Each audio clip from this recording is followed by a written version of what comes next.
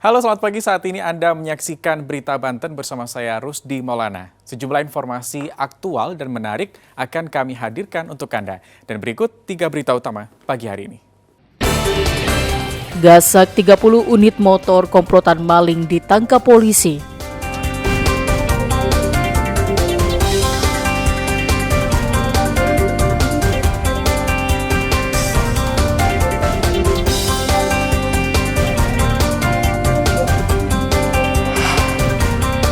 Belasan WNA ilegal ditangkap petugas imigrasi Suta.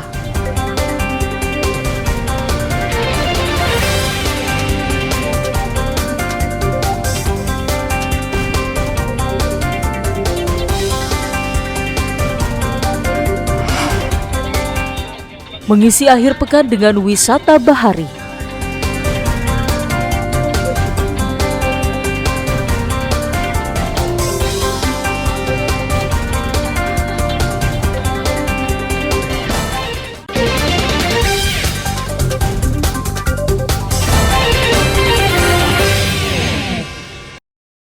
Meski polisi sering menindak tegas, namun pencurian kendaraan bermotor masih sering terjadi di sejumlah daerah.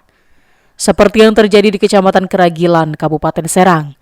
Dalam hitungan detik, 2 pelaku menggasak sepeda motor yang terparkir di depan toko. Berdasarkan hasil rekaman CCTV, pelaku menggunakan kunci letter T untuk merusak lubang kunci sepeda motor. Usai kejadian, pemilik motor langsung melapor ke polisi dan menyerahkan rekaman CCTV sebagai petunjuk. Berdasarkan rekaman CCTV inilah, polisi menangkap 2 pelaku berinisial MG dan US. Polisi yang mengembangkan kasus juga menangkap 4 orang lainnya, 2 diantaranya berperan sebagai penadah.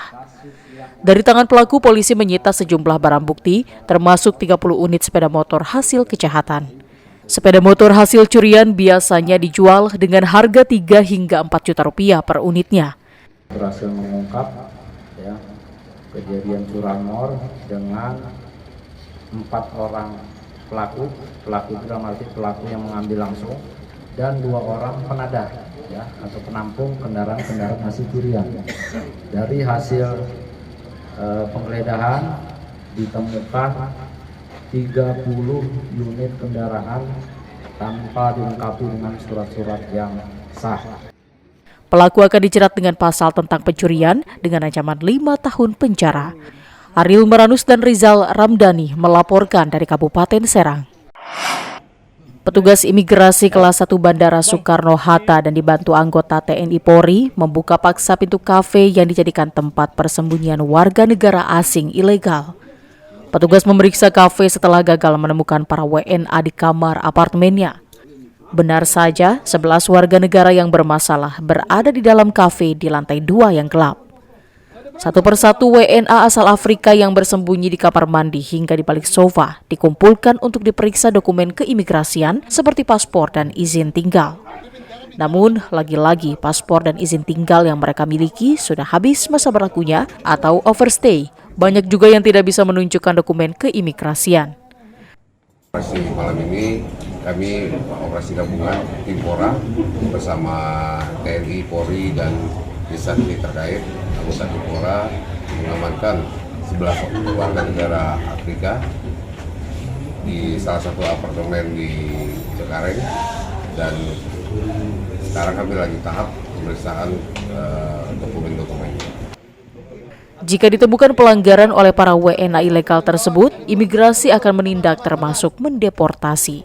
Ariel Maranus dan Taufik Saleh melaporkan dari kota Tangerang. Prosesi wisuda biasa dihiasi kebahagiaan para keluarga dan wisudawan. Namun perasaan haru dan isak tangis justru mewarnai wisuda di Universitas Pancasila Jakarta yang digelar di Gedung Pertemuan Kabupaten Tangerang. Yuda Pratama, salah satu mahasiswa anak ketiga dari pasangan Suharli dan Musliha, seharusnya ikut di wisuda. Namun mahasiswa jurusan psikologi itu meninggal dunia 1 minggu sebelum diwisuda akibat COVID-19. Almarhum Yuda Pratama pun diwakili kedua orang tua dan adiknya dengan membawa foto almarhum. Tangis pun pecah saat orang tua dan adik Yuda naik ke podium. Tidak hanya keluarga, kesedihan pun dirasakan seluruh peserta wisudawan dan universitas.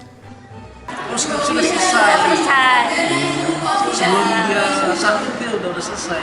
Sudah selesai. Oh jadi sebelum sakit tuh skripsi sudah selesai ya Pak? Selesai, tinggal nunggu ini aja makanya Sudah, dia tinggal tunggu wisuda aja. jadi paling komunikasinya lihat video call aja. Jadi dia bilang, Bu, ada mau pulang, mau wisuda dulu. Saya bilang ya saya kasih semangat biar sehat dulu. Cuma karena isolasi yang kita nggak bisa ketemu. Jadi nggak bisa ketemu. Sebagai bentuk rasa duka, ucapan bela sungkawa dan foto almarhum juga terpampang di layar besar saat prosesi wisuda berlangsung. Ariel Maranus dan Taufik Saleh melaporkan dari Kabupaten Tangerang. Pantai Karangantu merupakan destinasi wisata di Kota Serang. Tidak hanya menikmati suasana pantai, wisatawan juga bisa berkeliling di Teluk Banten dengan menggunakan perahu motor yang biasa digunakan para nelayan mencari ikan.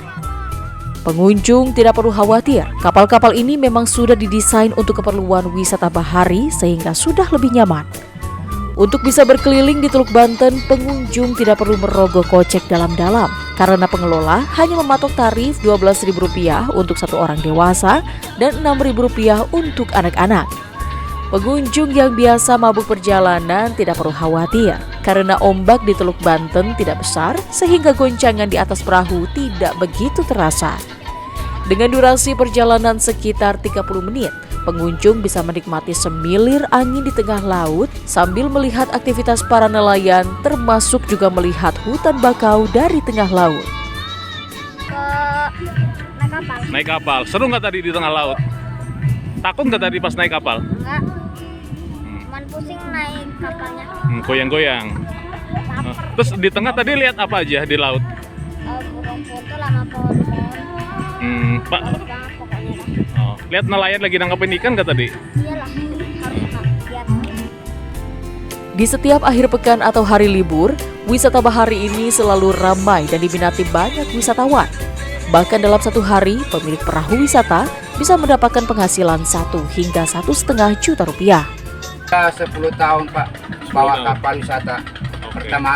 Pertamanya orang nelayan, udah bawa kapal, udah 10 tahun bawa kapal wisata bahari. Ini kalau lagi liburan kayak gini, penumpangnya ramai Pak?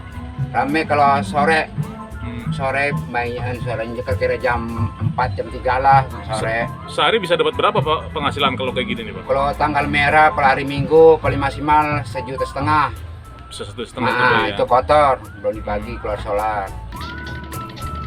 Wisata bahari di Teluk Karangantu juga banyak diminati oleh wisatawan dari Cilegon hingga Tangerang. Ariel Maranus dan Rizal Ramdhani melaporkan dari Kota Serang.